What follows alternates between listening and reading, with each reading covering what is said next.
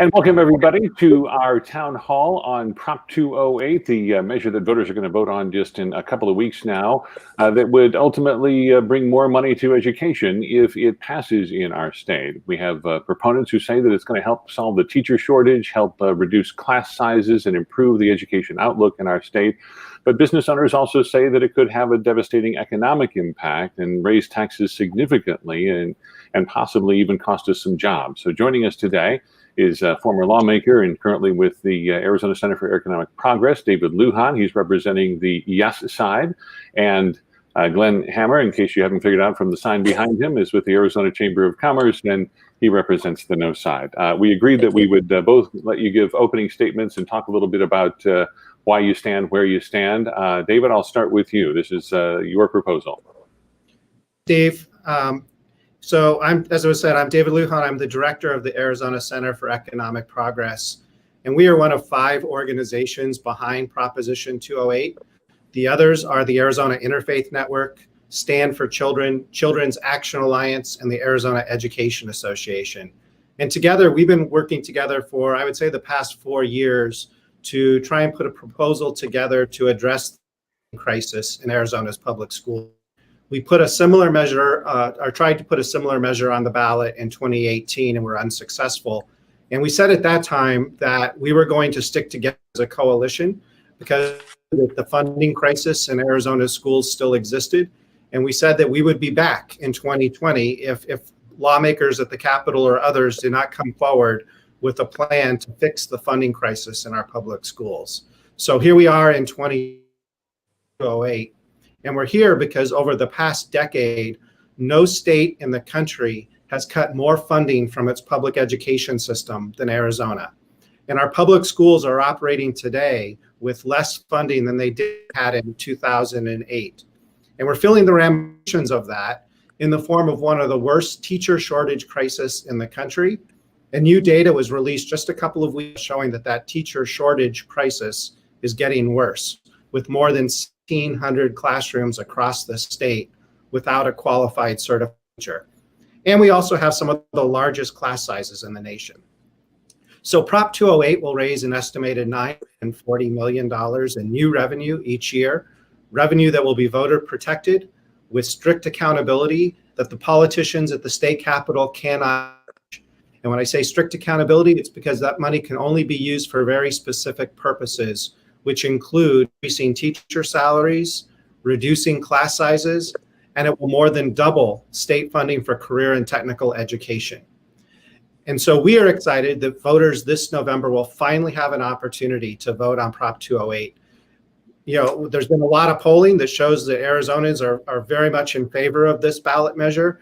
But I often tell people I think the best poll wasn't really a poll, but was the fact that we were able to get more than 435,000 Arizonans to put their signatures on petitions to get this on the ballot in the middle of a pandemic. You know, people went out with their masks and gloves and disposable pens to get signatures in the middle of a pandemic. And people who were out collecting signatures will tell you it was not difficult to get signatures for this. The people were eager to sign, and they're eager to sign, and they're eager to vote on this because people are frustrated and tired of the inaction at our state capitol in funding our public schools. They want to give our schools the resources they need to give our students a quality education because that's good for our workforce. It's good for our economy. And so that's why we're excited about Prop 208. Thank you. Almost exactly 3 minutes. Thank you, David. Glenn, you also have 3 minutes for your opening statement. Go ahead. Good afternoon, and I want to thank Channel 15 for facilitating this important conversation. Yes, we're definitely in a pandemic. I'm at my home office, and my 2 girls who go to public schools in Arizona are right now on their lunch break. So if you hear any noise in the background, it's them enjoying a good meal. We strongly support additional funding into education. We have been there as a chamber every step of the way the last decade. When you think about coming out of the last financial crisis in 2008, we were there. We were the #1 funder for the temporary sales tax. We were there for Proposition 123, which will put $3.5 billion of new dollars into our K-12 system. And we were there to support the 20-year extension of Prop 301, which was done the right way with Republicans, Democrats, the business community, and educators, and the education community up through the continuum. So we're talking community colleges and universities, which are ignored by this proposal. And the issue here is not funding for more education. We all agree that that's important, and we have made tremendous strides as a state. In fact, over the last 5 years, I don't believe any state has put more money into our education. But it's important to also realize that the dollars that go into our education system track our economy. And right now, our economy is recovering. We were at the strongest point probably in our state's history before the pandemic struck, but we're still down 125,000 jobs. And that's a lot of jobs. And one thing that all of the economists, reputable economists and groups agree on in Arizona, that particularly those that represent businesses, whether they're local chambers, trade associations, or groups like Arizona Small Business Association, is that this is going to cost jobs. It's a question of how many. Jim Rounds, who's a terrific economic development individual in this state, estimates it'll be at least 125,000 jobs over the next 10 years. Elliot Pollack, who's the dean of the delegation at the Greater Phoenix Chamber of Commerce's economic forecast lunch, made it clear that this would put the state at an economic disadvantage, and we should not go down this road. We've had national economists come out earlier this week that have said we could lose up to 200,000 jobs. We do not want to be a high-tax state. This state has been able to make these investments into our K through 12 system, into our community college system, which is completely ignored by this proposal, because of a strong economy. And we've had a competitive tax system, and it's very competitive with our neighboring states at 4.5%. This would take the top tax rate to 8%, which would be one of the top 10 highest in the country. And I want to commend David and congratulate him, because today, one of those top 10 states, the senior senator or junior senator from that state, Bernie Sanders, came out to endorse Proposition 208. Time's nearly up. We know that this is going to cost jobs. And I think, I'll sum up my comments with the Arizona Republic editorial from Sunday. This is an extreme proposal with more pitfalls than promises, and it fosters divisions in our society. We all agree we need to do more to fund education. But my final point is, if we're going to fund education, let's make sure there's real accountability and there's reforms that would propel results. There is nothing in this proposal, zero, that has to do with reform, or zero concern about results. So every major business group in this state opposes this. This would harm our economy. We urge the viewers to vote no on Prop 208. Thank you, Glenn. Thank you, David. I'm going to start with the first question, and I think let's review what the initiative will do. It will raise taxes on people, some of the highest income earners in our state. So if you're an individual making $250,000 more, or $250,000 or more, it will raise taxes by about 3.5% on income earned above that amount. If you're a couple filing jointly, $500,000, it will raise taxes on any income earned above that amount. Its proponents say it will raise roughly $924 billion, or million dollars, I should say, in revenue for the state. And they say that most of that money will go to teachers, improving teacher salaries, improving the teacher shortage in the state. And that is the crux of the initiative. But I want to get to specifically a question I have, and I'm going to address this to David to start off with. The initiative, our current funding currently puts us behind the national average still by about $3 billion. This raises only a portion of that. It's often been presented, or I think people might be voting on it thinking that this is going to fix lots of issues that need to be fixed. But can we really expect it to fix the ongoing funding issues when we're still behind and may not necessarily be competitive even after this money is put in place? And as a follow-up, can we expect another effort in the future to seek more money? Yeah, well, I'll start by correcting you. It's actually, according to our analysis, it would take another $4 billion in annual revenue to get us to the national average. We're not necessarily seeking to get to the national average. This is a significant step forward. And to answer your question is, this is going to be one of the largest investment into our public education system in more than 20 years. And we do believe that this will fix the teacher shortage crisis, and it will help to reduce the class sizes, which are two of the biggest ramifications of the current funding crisis. It doesn't solve everything, but it certainly will address the immediate needs. In answer to your question, is this going to have to result in coming back to the table in the future? I don't think so. I often say that our superintendents and principals in schools are having to make difficult choices these days between fixing the brakes on the school bus, fixing the leaky roofs in the classroom, or whether they retain the classroom aids that are so critical for helping teachers to learn. This doesn't necessarily fix all of those things, but it provides school districts with the revenue to ease up much of that pressure that's been on the budget. So this will be a significant step forward for schools. That's why I think so many of the school organizations, pretty much all of them across the state, are so excited about this. Glenn, I'll give you about a minute to respond. Steve, 50% of the filers who are going to be hit by this are small businesses. These small businesses employ 58% of the private sector workforce in Arizona. So flip a coin. If you work for a private sector company, there's a decent chance you work for one of the companies that are going to be nailed by this. And the other thing that's odd about this proposal, and I don't quite understand it, is that, and I'm not suggesting we should raise our corporate income tax, we shouldn't, but our corporate income tax rate remains at 4.9%. This takes our top individual income tax rate to 8%. So the Fortune 500 pays zero cumulatively, but our small businesses, which are the lifeblood of our state's economy, and we need them to get back to where we were pre-pandemic, get walloped by this. And again, that's why every major small business group opposes this proposal. It will cost Arizona a lot of jobs, and if you're watching this, it could cost you your job. Next question I have is for Glenn, and it's sort of the other side of the coin on the school funding issue.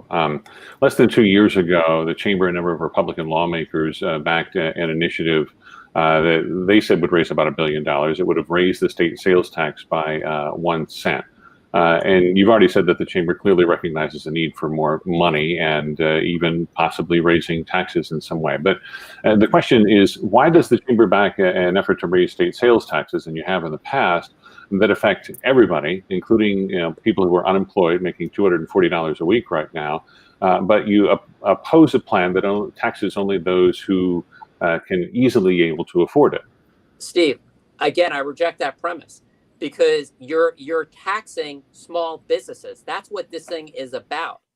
It's taxing small businesses, and it could cost people who work for these small businesses their jobs. When you talk about a sales tax, which, by the way, is what Elliot Pollack would recommend if you're going to raise revenue, it's important for viewers to recognize, and you bring up important points about low-income Arizonans, is the way that 301 is designed, there is a rebate if you are a low-income Arizonan.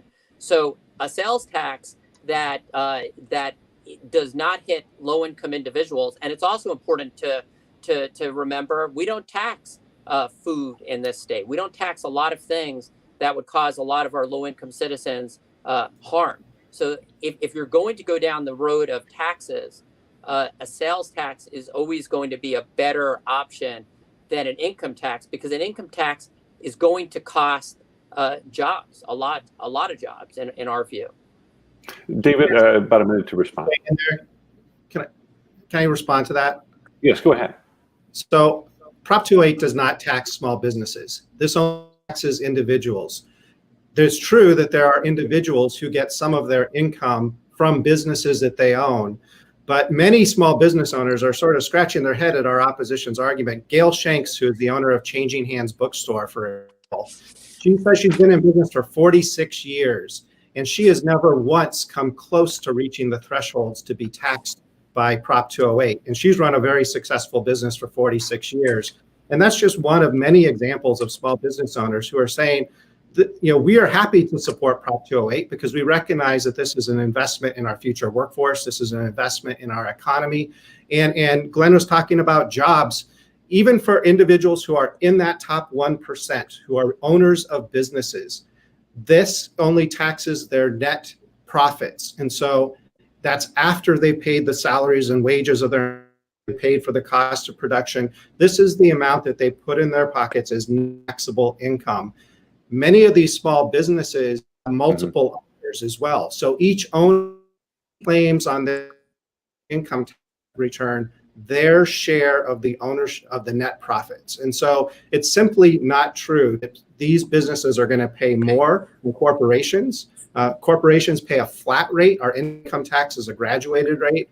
So I think a lot of this sky is falling that we continue to hear from the opposition. Glenn, I want to drill down. Let me drill down on this a little bit, Glenn, if I can. It's 100% true what I'm saying. The federal tax bill didn't go through because a Republican senator who is a small manufacturer owner from Wisconsin, Senator Ron Johnson, said, hey, we're not passing something that's just going to benefit corporations. We're going to make sure that the federal bill also provides a benefit for small businesses. So this absolutely hits small businesses. And whether it's the Goldwater Institute or the Grand Canyon Institute, or you name the group, they recognize that small businesses are the ones that are going to pay the brunt of this tax. And how we define small business is the way the Small Business Administration defines small business.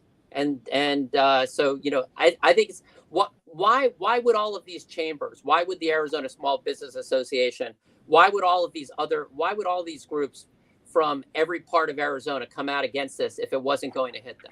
Let me drill down, Glenn. Let me jump in here and let me drill down on this a little bit because I want to make it clear this is a personal income tax that we're talking about. It's not a corporate income tax, and what we're talking about are people who earn their income as a pass-through income through something like an S corporation or a partnership.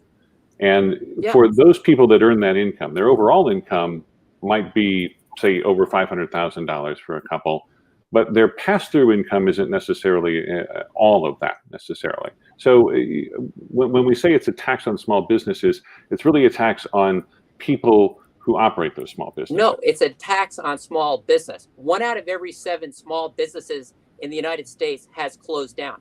It is a tax on the small business. And to say during a pandemic, hey, why don't you refile? This is one of the arguments I've heard, and this is beautiful.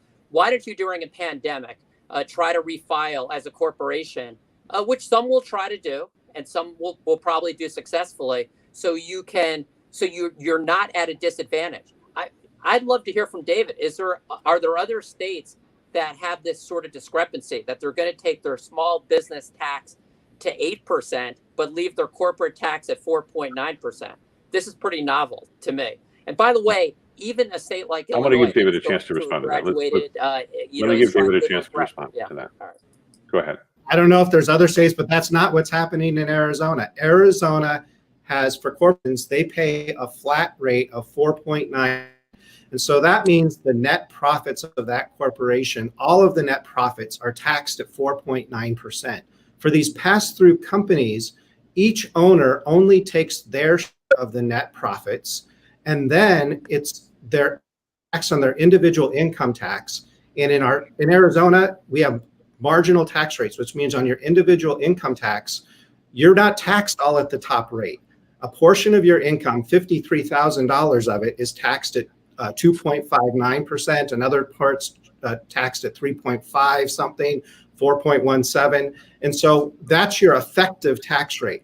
And so Arizona, with the passage of Proposition 208, will still have a lower effective tax rate than the national average and lower than most other states. We're still going to have a competitive tax rate. So it's simply not true to say that these small business owners are going to pay more taxes than corporations. It's not true. I want to move on. It is true. It's a higher tax rate. I mean, it's indisputable. With, by the way, no indexing, Steve. That's sort of important. I mean, the dollar, what's $250,000 today is not going to be $250,000 tomorrow, and this is permanent. So every year it's going to hit more small businesses. That's a fact. Let's move on to school budgets, because that's been a big discussion in the debate over Prop 208. I'll start with David and a question that I have for him. We've often heard this 55 cents out of every dollar goes into the classroom, and that's classroom spending. So that's teachers, that's teachers' aides, that's certain curriculum materials that go into the classroom. A lot of people hear that number and they say that's pretty low. And in fact, it is a little bit lower than the national average. National average is about 60%. What sort of guarantee does Prop 208 offer that more dollars will actually go into the classroom? Yeah, well, I'll start by saying the U.S. Census Bureau, according to the data there, Arizona is the fourth lowest in administrative spending. Even Arizona's own auditor general. We're talking about classroom spending. I want to get to that. But so with Prop 208, the guarantees is this money goes into a fund that goes directly to the school districts that can only be used for very specific purposes that are outlined in the initiative that we talked about before: increasing teacher salaries, increasing the salaries of the other support staff, non-administrative. It cannot go to any administrative costs, and it can only be used for the support. So classroom aides, bus drivers, cafeteria workers, all the people who play such an important role in our school system in educating kids. And so is very clear on where the dollars can go. And then there's accountability already in place for our schools. The schools get audited regularly. This is at the control of local governing boards that are locally elected. So there's strong accountability in this already. I think the biggest thing is that the politicians at the state capitol cannot touch these dollars. That's what's been happening over the years, is that the money that school districts think they can rely on keeps getting taken by the legislators. Glenn, before you answer that, I want to ask you about some of the messaging in your campaign, because you've used this 55% figure in your campaign, and some of the political ads. It's according to the Auditor General. I don't think anybody disputes that.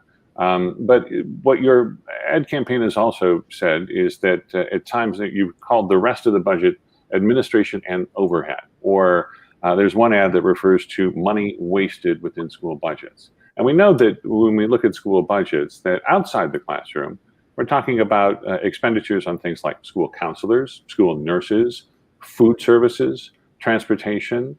And we know that administrative costs in Arizona are about 10% of a school budget, and about 90% of it goes to all of these services inside and outside the classroom that directly impact students.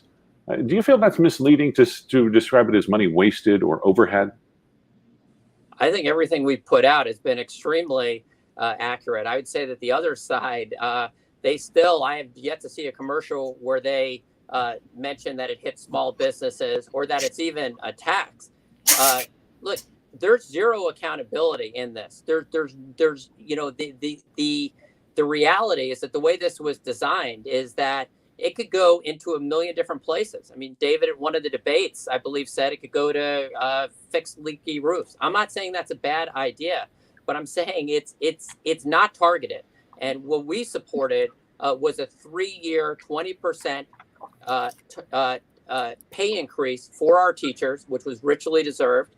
And it went to teachers. It was a teacher pay increase that went to teachers. David admits, and I appreciate it, that this is going to go all over the place. And I'm not diminishing the importance of those other roles. We believe all work is honorable, but to suggest that this thing is focused on teachers is not accurate. David, I'll give you a minute to respond on that, because I know that it's a multifaceted proposition. Some of it does go to teachers, some of it goes to things like CTE training, some of it goes to the Arizona Teachers Academy, other things that would not necessarily be in the classroom. No secret about that. This is all the school areas that go into educating a student. Even the Red for Ed movement 2 years ago, when we had the march on the state capitol, those were teachers, but there were also classroom aides, they were bus drivers, they were cafeteria workers, because they recognize that the teachers are the ones that get the headlines, but it's all of those people that play such an important role in educating our students. I think one of the biggest pieces about Prop 208 is the funds can also be used to school council. We have the highest student to counselor ratios in the country, with one counselor for every 900 students. A lot of our schools have also had to, with all the cuts over the years, let go of their school nurses. So this gives them resources to hire school nurses. So all positions that go into educating our students. I don't think anybody would consider those administrative costs. I think those are all that play key roles in educating students. I want to ask you both about the funding behind your campaigns. David, the principal funding behind Prop 208 comes from a group called Stand for Children, which is an out-of-state group closely associated, I believe, with the NEA. The AEA, obviously, the largest teachers union in Arizona, also stands behind this. Glenn, the major funding for your organization comes from some of the wealthiest people in the state. I took note that going through some of those reports that Don Brandt, who's the retired CEO of APS, who made about $1 million a month during the last couple of years that he was at APS, wrote you a check for $25,000 in your first report. So I want to ask you both individually. David, I'll start with you. Why should voters approve something that is backed by an out-of-state group and big teachers unions? This is very much an Arizona-driven proposition. So Stand for Children is an Arizona organization. They've been in Arizona for almost 2 decades, representing Arizona parents all across the states. That's who Stand for Children is. Their members are parents in public schools all across Arizona. Their executive director is Rebecca Gao, a Republican who worked in Governor Brewer's administration. The other major partners you recognize is Arizona Education Association and their national affiliate, the NEA. Their funding comes from teachers. And so this is very much a teacher and parent funded effort. This is an Arizona solution for an Arizona problem. The Arizona problem is that no state in the country has cut more funding from its public education system over the past decade than Arizona. And the Arizona solution is that more than 435,000 Arizonans have come together to put this on the ballot because they're tired of waiting for the politicians at the Capitol to do something about it. Glenn, why should people vote for a measure that's backed by people who can afford to write $25,000, $50,000, $100,000 checks? Steve, this was put on the ballot by a group headquartered in Portland, Oregon, for God's sakes, over $4 million to get this on the ballot. That's not an Arizona solution. This is something that was concocted somewhere, God knows where, and God knows with who. So that's the issue. In terms of groups like the Arizona Chamber and virtually every major chamber in the state resisting this proposal that would cost our economy jobs during a pandemic, the opposition to this is Arizonans, Arizona businesses. It's a broad group of stakeholders from every part of this state.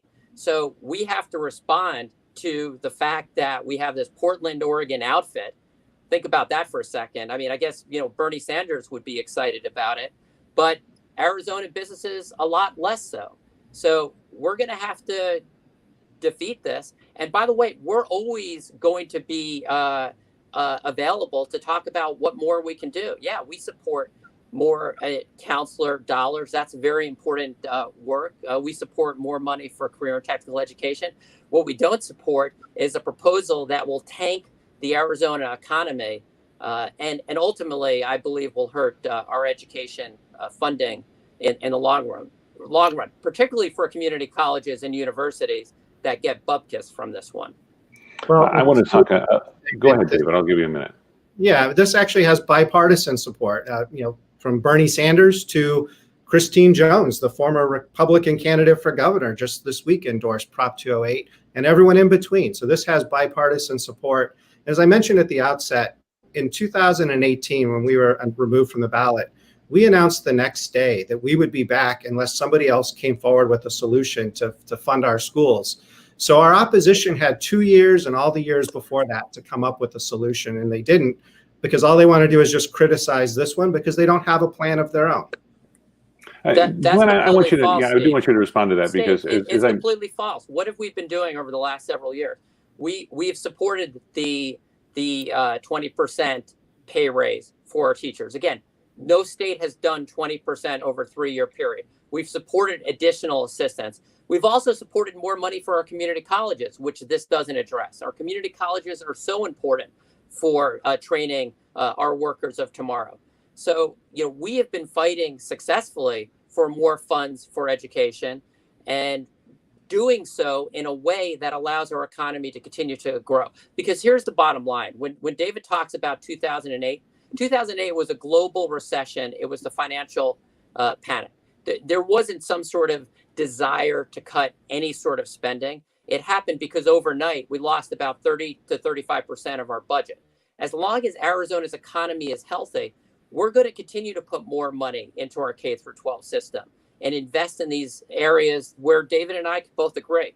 But if we tank the economy, if we're right with what we're saying, that this ends the music by putting our tax rate higher than Nevada's, higher than Utah, higher than Texas, higher than New Mexico, higher than all but 9 states, we're going to have problems funding these different essential functions of government.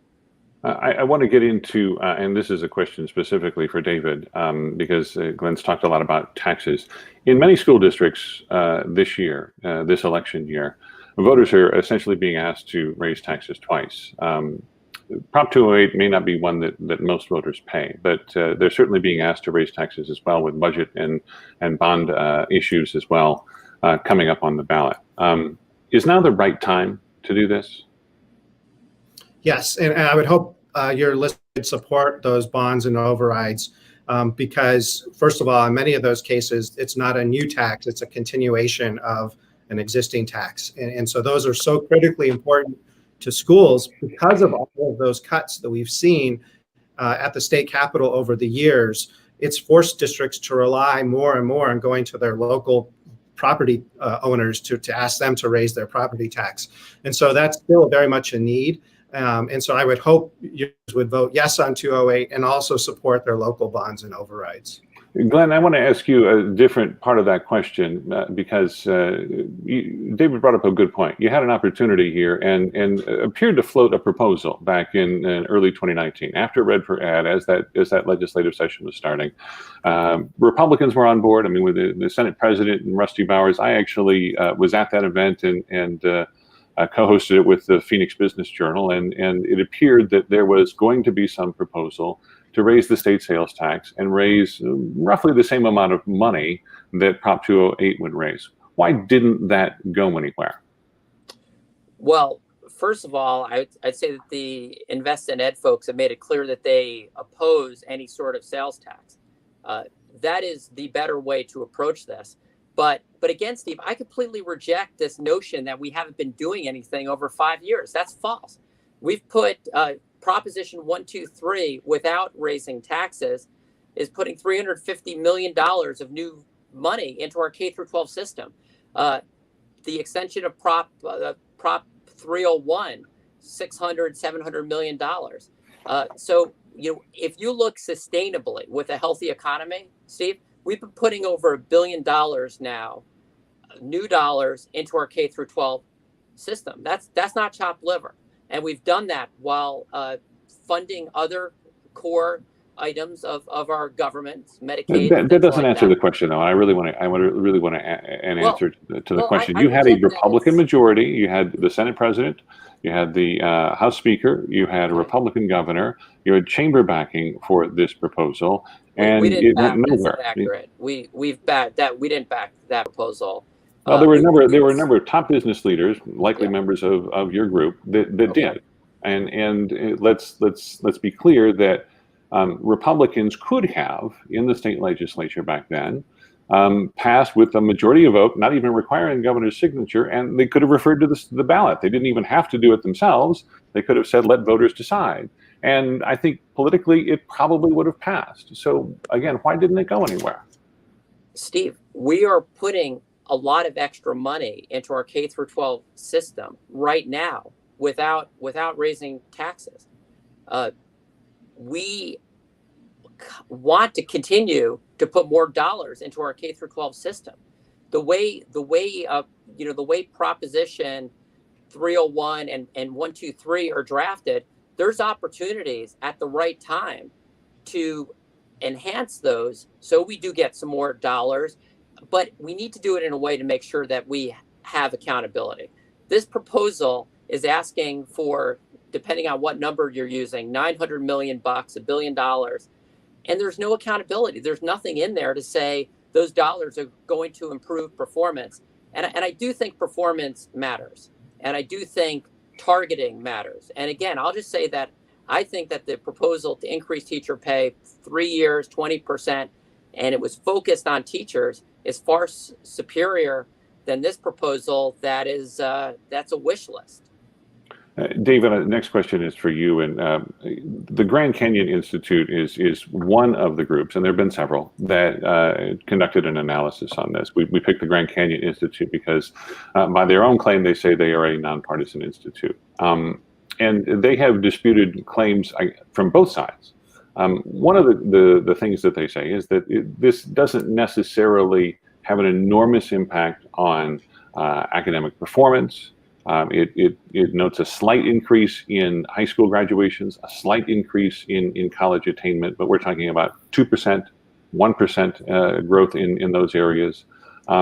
Make the case from your standpoint, why should we vote for something if it doesn't necessarily give us a dramatic impact in outcomes?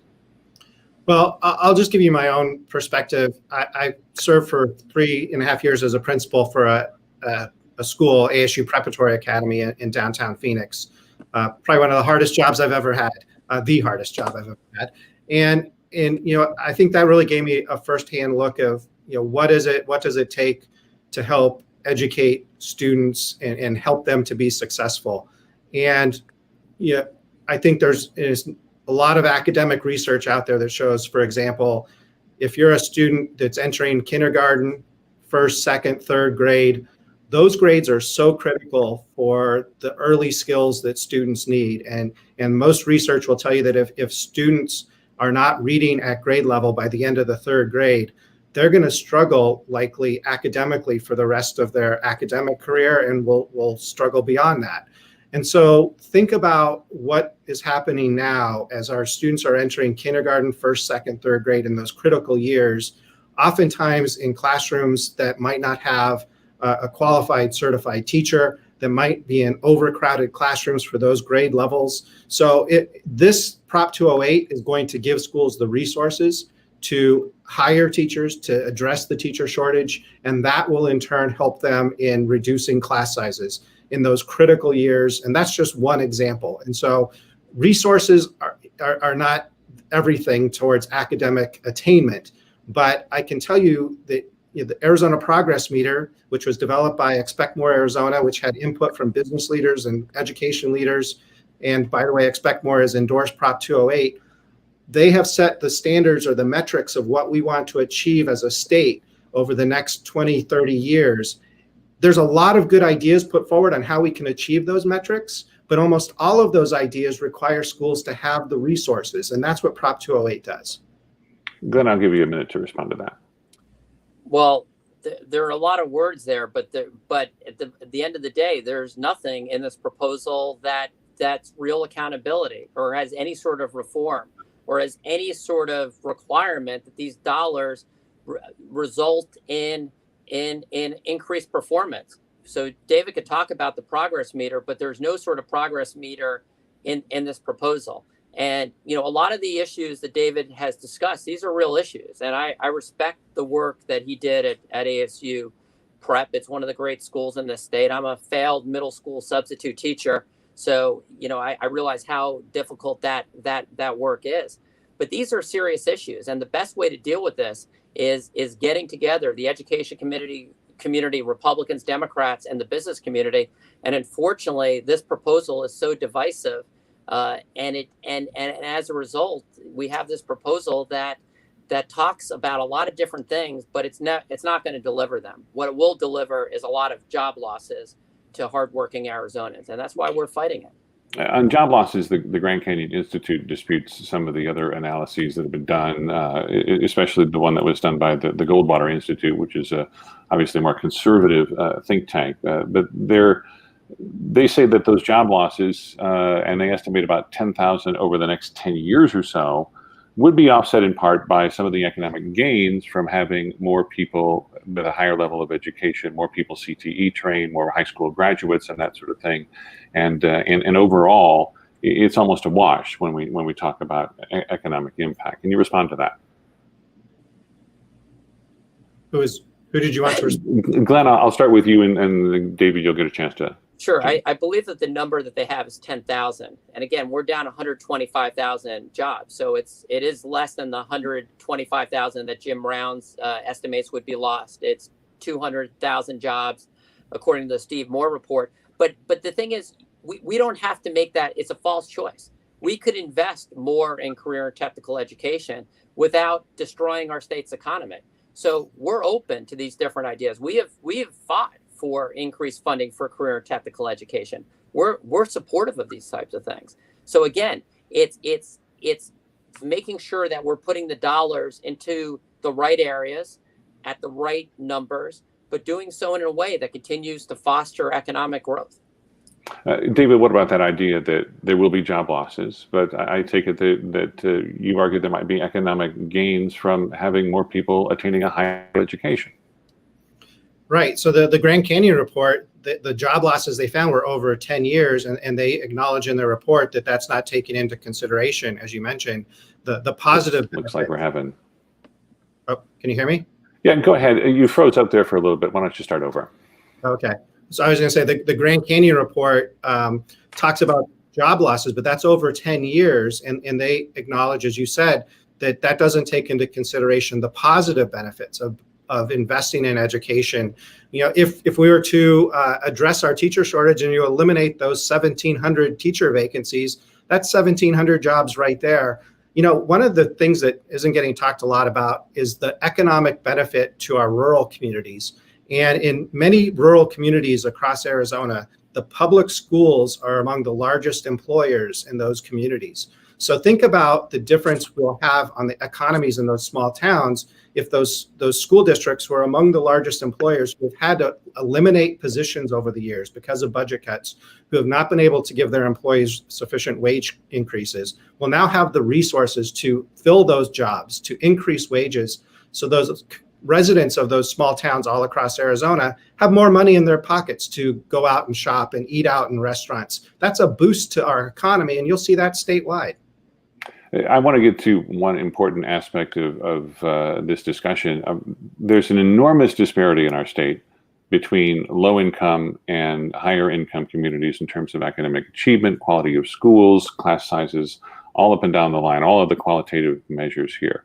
Prop 208, David, does not necessarily put more money into those schools, and many educators argue that you need to prioritize funding for lower income schools because that's where the biggest challenges are, and those are the folks who need the most help. Why doesn't it do that? Well, you know, I agree. I think we need a poverty rate in our schools, but I also think that this investment, the largest investment that we made in our public schools, will have significant benefits in low-income districts that serve at-risk students all across the state, because they have been the ones that have been hurting the most from all of the budget cuts going back. And Glenn had mentioned 2008. Well, you can go all the way back to 2001, and our per pupil funding is less than it was in 2001. So we're really 2 decades of underfunding our schools, and the schools that have been hurt of those low income districts. And so by putting this infusion of cash in, although it's not targeted towards low income districts, it will, I think, proportionally help them more so than other schools. Glenn, what about that? Because as the business community, when we really look at some of the numbers, the number of children living in poverty, it's about 1 in 3 now in the Valley. It's about 1 in 4 statewide. And the Grand Canyon report says about 45% of the kids in our schools are low-income kids. Economically, when you look at that many people potentially living in poverty and the inability of the education system necessarily to at least move them up a rung or two on the ladder, that's got to be very concerning for the business community. What does the business community, I guess, propose to try to fix that? Because we're heading toward a cliff here if we can't turn this around. Steve, that's a super important question. And again, unfortunately, Proposition 208 doesn't address that at all. And I appreciate David admitting that fact. We support putting additional resources into high-performing low-income schools. And in fact, we have been working the last several years successfully on something called results-based funding, which puts extra dollars into these low-income schools that are performing. Because at the end of the day, that's what this is all about. I mean, yes, money is certainly part of it. I think we all agree on that.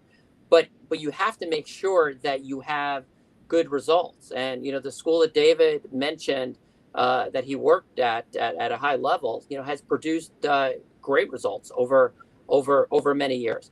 And we want those schools, whether they're traditional public schools or charter schools, to have more resources, because a lot of times these high performing schools, Steve, they have big waiting lists because parents know that these schools are the ticket for their children to a much better life.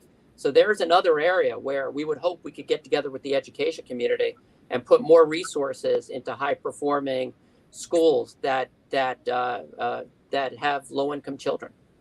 We're just about running up on our allotted time for this. I want to give each of you a chance to give your a final pitch, if you will, for your side. I can't remember who I started with at the beginning, but I'll start with Glenn here, and I hope I'm not being unfair to anybody. Go ahead, Glenn. You've got about 3 minutes. Well, Steve, first of all, thank you for you and Channel 15 for holding this debate, and I appreciate being here with David. We obviously have a strong disagreement on whether or not this proposition deserves passage, but we both understand the importance of our public school system to the future of Arizona. Our concern is that this proposal targets small business, which is why over 60 groups across the state, from small chambers to medium-sized chambers to larger chambers, to great groups like the Arizona Small Business Association, the National Federation of Independent Businesses, oppose this. This is why the top economic development people oppose this. This is why Elliot Pollack, the dean of the delegation, has expressed concern. We need to continue to make progress on our K-12 system. We need to continue to make progress on our community colleges and our universities. Our school system doesn't stop at the 12th grade. And unfortunately, this proposal does nothing to address those. And in fact, the way it's drafted will put extreme pressure on the rest of our budget. So it's going to make it more difficult to make investments elsewhere. My final comment is we're still in a pandemic. That's why I'm in my home office. That's why I have a couple of kids running around the house right now. We've lost 125,000 jobs, whether it's a proposal that adds 10,000 more lost jobs or 200,000 lost jobs. We don't want that. We don't need that. And I believe that we can continue to make progress as a state. Process matters. My hope is that the people of Arizona see through the false claims of the proponents, vote this down, and then the day after, the business community, the education community, Republicans and Democrats get together and try to, no pun intended, hammer out a good plan that works for all Arizonans, particularly our low-income students. And thank you, Steve. Thank you, Glenn. David, your final thoughts. Yes, thank you, Steve, and thank you, ABC15, and thank you, Glenn. I really have enjoyed this conversation, and although we disagree, I appreciate the acknowledgement of how we should be working together to advance our public education system, because that is truly an important priority for all of us, I believe.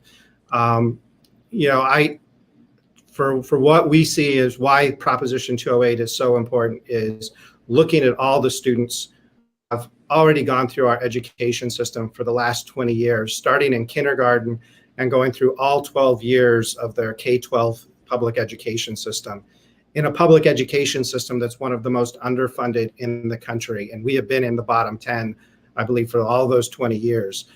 And what that has already done to our force and to our economy. Think about where we could have been if we had been investing where we should have all those 20 years, how much stronger our workforce could have been, and also how much stronger our economic prosperity could have been in this state. And that's what Proposition 208 is all about, is making sure that the students who are entering kindergarten, first, second, third grade are not going to go through the same under-resourced school system that all those other students went through. And that's why more than 435,000 Arizonans came together to put their signatures on petitions to put this on the ballot, because they're tired of waiting for the politicians at the state capitol to come up with a solution to fund our schools. And so that's what Prop 208 is. It gives our schools the resources they need to fix the funding crisis, to address our teacher shortage crisis, and to reduce class sizes. You can learn more at our website, which is investined.com. And thank you very much. Thanks to both of you, David and Glenn, for joining us today. You know, this was so much more informative and collegial than just about every other debate that I have seen in this election season, and I do appreciate both of you for giving each other room to make your case. Once again, if you want to learn more, go to our school section on ABC15.com. We've done a number of stories about Prop 208 and some of the impacts that it will have on our state. And as always, Glenn and David, I appreciate you and all of you who have offered your comments and questions here today.